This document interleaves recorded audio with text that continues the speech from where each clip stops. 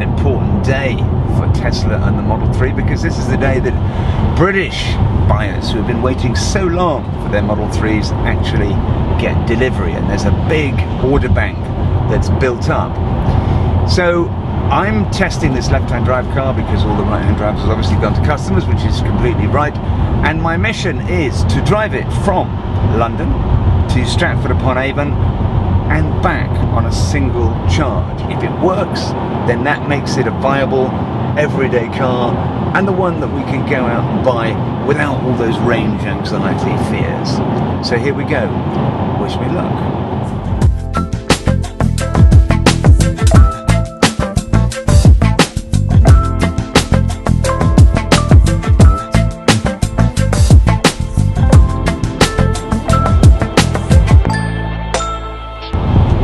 And one of the most important parts of this test is driving it at 70 to 80 motorway speeds and not sitting at 50 miles an hour trying to harvest energy and eke out your range. Life's just too short for that. I don't want this to be a Tesla fanboy video. I do like electric cars, and I've been running them for 7 years. Everything from a Mitsubishi i-MiEV all the way up to Vauxhall Amperas, and I've got a Nissan Leaf now. But I say that they are not ready for mainstream use yet because they don't do the range. So I've got other cars I drive as well. Now, the Tesla's party trick has always been its autopilot, and the Model 3's got probably the best system yet, lots of upgrades. So let's just gonna see if we can navigate the rest of the way back on autopilot. With the autopilot, one thing's for sure, it's not as much fun here in the UK and Europe as it is in California on the Pacific Coast Highway. I've driven them over there, and it's much more carefree. This is a much more cautious system that keeps reminding me of my responsibilities, and quite clearly the meddling, harebrained EU bureaucrats have got to this and taken the fun. It's really very cautious indeed. We are coming into Stratford-upon-Avon now, and we've got 193 miles of range left. We started with 302, I think, so we've done our 100 odd miles, and it's okay. So technically, theoretically, hypothetically, I've got enough to get back, and I could do my 250 mile commute on the one charge. And apart from some issues with the autopilot, which may, if I'm honest, have been me, I'm liking it. I'm really liking it. So what's it like to live with? For people of a certain age like me, not millennials, is all this tech going to be really defeating?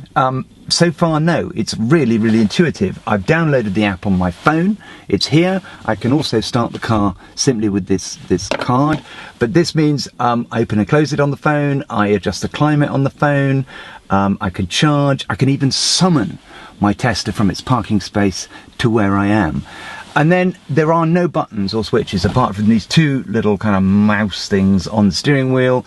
Just minimalist, absolutely simple, bare and uncomplicated, and everything is on this fantastic screen, which is, again, if I want to do the lights, there it is. If I want to do driving, I can go from chill to sport acceleration, steering, comfort, standard, sport, regenerative braking, standard or low, safety and security, software down, and this car improves with age because it's really, really clever because it downloads stuff. So if there's a problem, they patch it up with the software, they download it while you're asleep in your bed, and tomorrow morning your car is faster, has longer battery range, all sorts of things. Tesla are very, very clever at this. So if you are of a certain generation and you fear this stuff, don't. It is simpler than you could ever believe.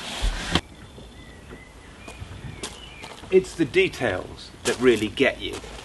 You've got, as I said, the little card, the lock is there, it's a sensor, nothing on the door, or if you've got your phone in the pocket, you walk away, the car knows you're walking away, so it locks just as it knows to open up. And these door handles, they are a thing of beauty. The propeller turbine alloys, I paint those black. There is an option, the red brake calipers, and the fact that it's compact, it's business-like, it's aggressive, it's handsome. But inside the back, it's like a cave.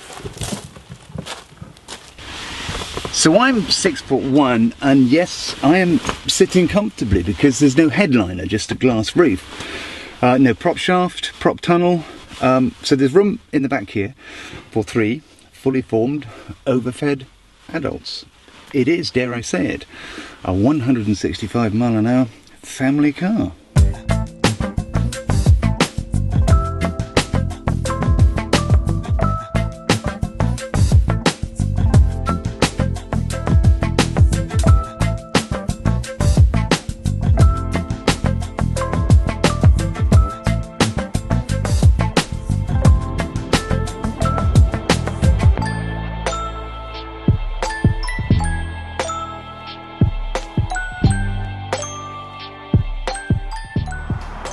I've just stopped into Warwick Services on the M40 to use the supercharger here just to see how long it would take to juice up the battery to 100%. I've got about 195 miles on it. It's telling me to get to full battery is 40 minutes, which kind of isn't a big deal.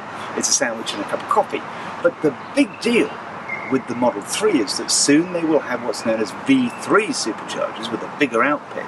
So it will take just 5 minutes for every 75 miles you put into that battery. So for me, being able to do that 250 mile run, I can charge that up at these superchargers in just 15 minutes.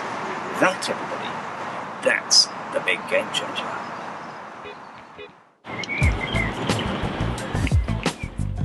Now for the record, we didn't charge back there at Warwick, just to see how long it would take to bring it up to 100%. So I'm still with my 190 odd miles to get back. So here we go, part 2.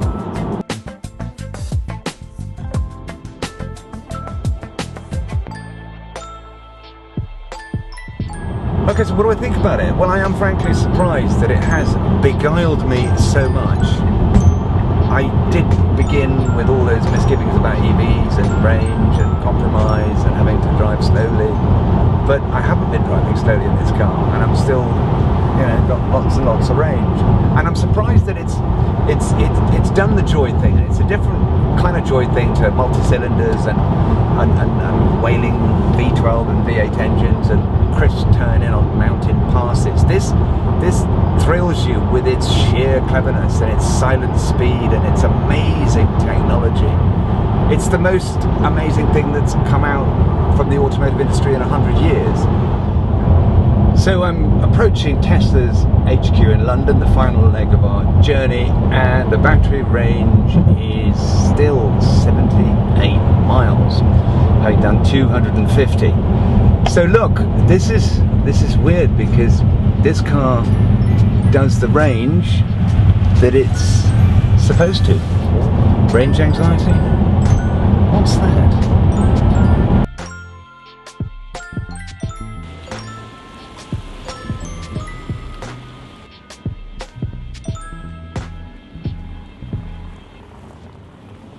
Well, I'm surprised. The Model 3 does its quoted mileage. It's faster than an M3.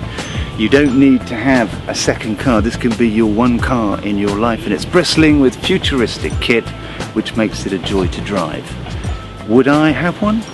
Oh yes. Well done, Tesla. You just created the future.